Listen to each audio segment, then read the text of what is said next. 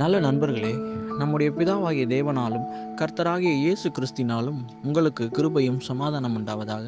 இந்த நாளிலும் ஒரு காரியத்தை குறித்து உங்களிடத்திலே பேச விரும்புகிறேன்.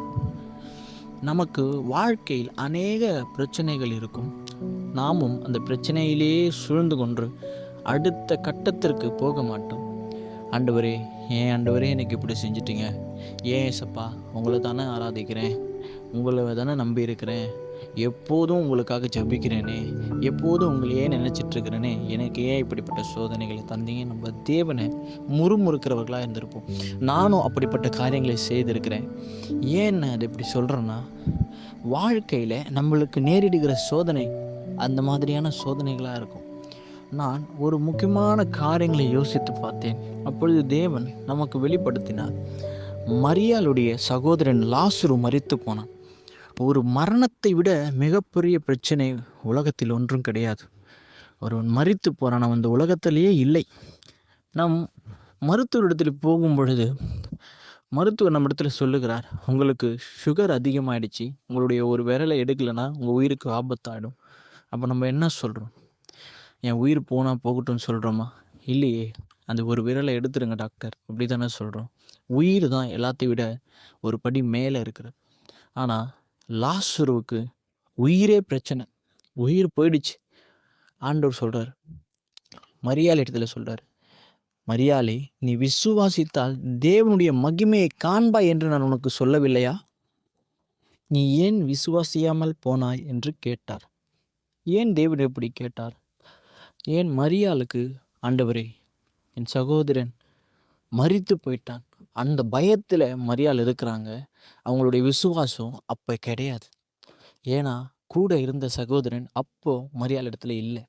அந்த பதட்டம், அந்த பயம், சகோதரன் திரும்பி நம்ம இடத்துல வரமாட்டானே, இதற்கப்புறம் நமக்கு சகோதரன் இல்லையே என்ற மன உடைச்சலில் மரியாள் தன் விசுவாசத்தை இழந்து போனாள். நாமும் அது போல தான். நமக்கு வருகிற பிரச்சனையை நாம் பார்க்கிறோம். தேவன் நமக்கு கொடுத்த வாக்கு தத்தத்தையும், தேவன் நம் மேல் வைத்த அன்பையும், தேவன் நமக்கு சொன்ன கடுகளவு விசுவாசத்தையும் நாம் மறந்து போகிறோம். நம் பிரச்சனை வந்து நம் விசுவாசத்தை உடைத்து போடுகிறது. நம் வாழ்க்கையில் தேவன் இதோ இந்த காரியத்தை முன்பாகவே காமித்திருக்கிறார். மரணத்தையே வென்றவர், மரணத்திலிருந்து எழுப்பினவர். லாசரு உயிர் மரணத்திற்குள்ளாக இருக்கிறது. லாசரு உயிரோடு தேவன் எழுப்புகிறார். அவரை உயிரோடு எழுப்புகிற தேவன் நம் பிரச்சனையிலே நம்மளை மீட்டு கொள்ள மாட்டாரா? எவ்வளோ பெரிய பிரச்சனையாக இருந்தாலும் ஒரு மரணத்திற்கு அது ஈடு இல்லையே. மரணத்திலிருந்தே தேவன் எழுப்ப முடியும் என்றால் நம் பிரச்சனையிலிருந்து தேவன் நம்ம எழுப்ப முடியாதா? மனிதர்களே, விசுவாசமாய் மாறுங்கள். கர்த்தரிடத்தில் விசுவாசமாய் இருங்கள். விசுவாசித்தால் உமக்கு நிச்சயமாய் பலன் இருக்கும். நீங்கள் விசுவாசித்து கேட்டு பாருங்கள். உங்கள் விசுவாசத்தை இன்று நாளிலிருந்து துவங்குங்கள். கர்த்தாவே, எப்பேற்பட்ட சோதனையாக இருந்தாலும் நான் விசுவாசிக்கிற தேவனால் நிச்சயமாக என்னை காப்பாற்ற முடியும் என்று நம்புங்கள். அவரால் கூடாத காரியம் ஒன்றுமில்லை. அவர் வசனத்தை மாத்திரம் நாம் சொல்லுகிறவளா இல்லை, அந்த வசனத்தின்படி விசுவாசிக்கிறவளாய் நாம் இருக்க வேண்டும்.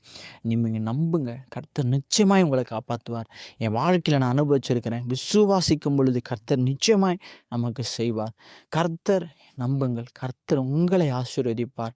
இந்த வசனத்தை தேவன் உங்களுக்காய் சொல்லுகிறார். விசுவாசிங்க. விசுவாசம் ஒன்றே தேவனிடத்தில் அதிகமாய் உங்களை சேர்க்கும். கர்த்தர் உங்களை ஆசீர்வதிப்பாராக. ஆமென்.